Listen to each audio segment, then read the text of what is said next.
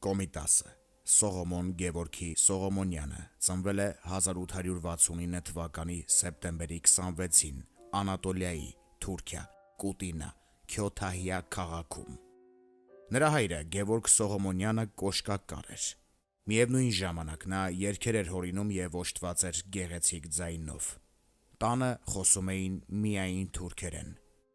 Երաժշտական վառ ունակություններով աչքի էր ընկնում նաև կոմպոզիտորի մայրը՝ Թագուհին, ով գորգագործուհի էր։ Անուրախ և զրկանքներով լի էր Կոմիտասի մանկությունը։ Նա կորցրեց մորը, երբ չկար նույնիսկ 1 տարեկան։ Հոր զբաղվածության պատճառով երեխայի խնամքն իր վրա վերցրեց տատը։ 7 տարեկանում Կոմիտասն ընդունվեց տեղի 4-դասյան դպրոցը, որն ավարտելուց հետո հայրը նրան ուղարկեց Բրուսա ուսումը շարունակելու։ Վերջինս Կոմիտասին չհաջողվեց, և 4 ամիս անց նա տուն դարձավ բոլորովին որբացած։ Վախճանվել էր հայրը, իսկ Սողոմոնն ընդամենը 11 տարեկան էր։ Նա նիհարակազմ, վտիտ ու գունատ տղա էր, միշտ խոհեմ և բարի։ Նա վատ էր հագնվում, այսպես էր հիշում Կոմիտասին նրա դասընկերներից մեկը։ Սողոմոնին հաճախ տեսնում էին լվացքատան սառը քարերին քնած։ Նա հիանալի էր երգում, և պատահական չէր, որ Կուտինայում նրան անվանում էին թափառական փոքրիկ երգիչ։ Իր հիանալի ձայնին էր Սողոմոնը պարտական նաև այն իրադարձության համար, որը հիմնովին փոխեց նրա կյանքի ընթացքը։ Կոմիտասին համերգներից մեկի ժամանակ հաջողվում է հավաքել այդ ժամանակների համար աներևակայելի գումար՝ 1000 ոսկե դրամ։ Ողջ հասույթը Կոմիտասը նվիրաբերում է ազգային հիվանդանոցին։ Խոսում էր Հայաստանի տարբեր բարբառներով։ Անչափ գեղեցիկ ձեռագիր ուներ, նոտագրում էր առանց ջնջումների։ Նա բծախնդիր էր մաքրության հարցում։ Անորդ խորակ դեմքը, սև մազերը մաքրության մեջ միշտ կփայլեին,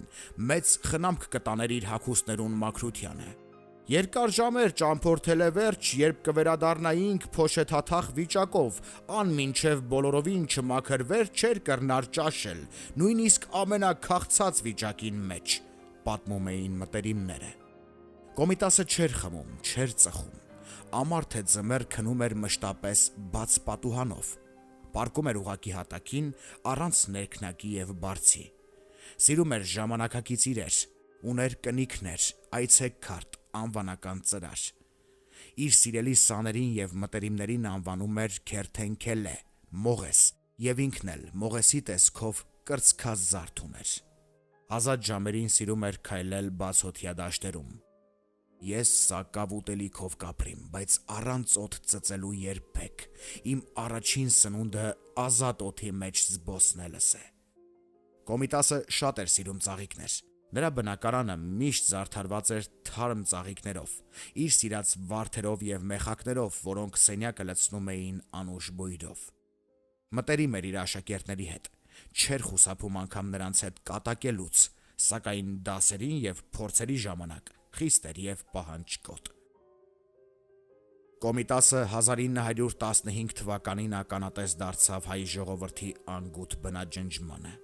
Ու թեև ազդեցիկ անձանց միջնորդությամբ Կոմիտասը վերադարձավ պոլիս, բայց վերապրած սարսափներն անջնջելի հետք թողեցին նրա հոգեկան աշխարհի վրա։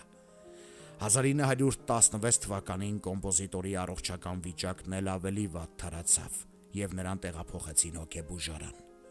Սակայն ապաքինման ոչ մի հույս չկար։ Բժշկությունն անզոր էր փոխելու հիվանդության ընթացքը։ Հայ երաժշտության հանճարն իր վերջին ապաստանը գտավ Փարիզի Վիլժուիֆ Արվարձանի հիվանդանոցում, անցկացնելով այնտեղ գրեթե 20 տարի։ 1935 թվականի հոկտեմբերի 22-ին ընդհատվեց մեծն Կոմիտասի կյանքը։ 1936 թվականի գարնանը նրա աճյունը տեղափոխվեց Հայաստան և հողին հանձնվեց Երևանում՝ մշակույթի գործիչների պանթեոնում։